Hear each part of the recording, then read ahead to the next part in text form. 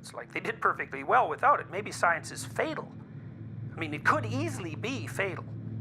So, you know, and someone who's a scientist in the sort of ideological sense would say, well, even if it's fatal, it was still true. It's like, well, it depends on how you define truth. Like, if you're willing to say that fatal is true, well, then go ahead. But I think that's not a good definition of truth. And that's where our disagreement really lies. You have your definition, and I have my definition. I think my definition is Darwinian. So you have to contend with that if you're a scientist. But you might dispute that, although it's not clear to me how you would dispute that. But, well, we've already run through that argument. It gets tangled up at the bottom, you know. And I also think, well, part of the problem with the view that only what is objectively observable is real, which you can have a science without that presupposition. You could say only what is objectively true is uniquely useful and valuable.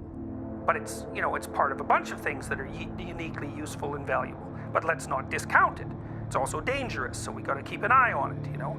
It's a big tool. Well, that's a perfectly reasonable thing to do. What do you take the next step and you say, only that? Well, then I also think another way. It's like, why are you claiming only that? You say, well, it's because I'm pursuing truth. And I think, oh, you're sure about that, are you? You actually think that, like, you're sure that you're on this pristine path. And all those other people who aren't, they're deluded or there's something wrong with them. But you're on this pristine path. You're so sure of that. I don't think you know anything about yourself if you think that. It's like, all scientists are devoted to the truth. What truth? Maybe they're devoted to the purpose of demonstrating that there's no meaning in life so that they don't have to bear any moral responsibility.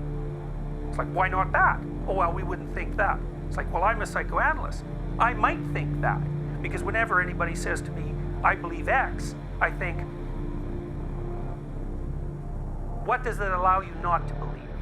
I'm for X. What are you against? Well, I've thought about this a lot. It's like, oh, it's a catastrophe that the war between science and religion blows our capacity to believe in transcendent meaning. It demolishes our ability to believe in transcendent meaning. Isn't that a catastrophe? Sort of the Nietzschean viewpoint. It's like, I don't know if it's a catastrophe, because then I think, all right, well, under what conditions would you be motivated to accept that catastrophe? Well, you can say your life is meaningful, but meaning comes at a price. The price is basically moral, and part of that moral price is truth and responsibility. You have to bear that. Okay, it's like, yeah, you get meaning, but now you've got some work to do.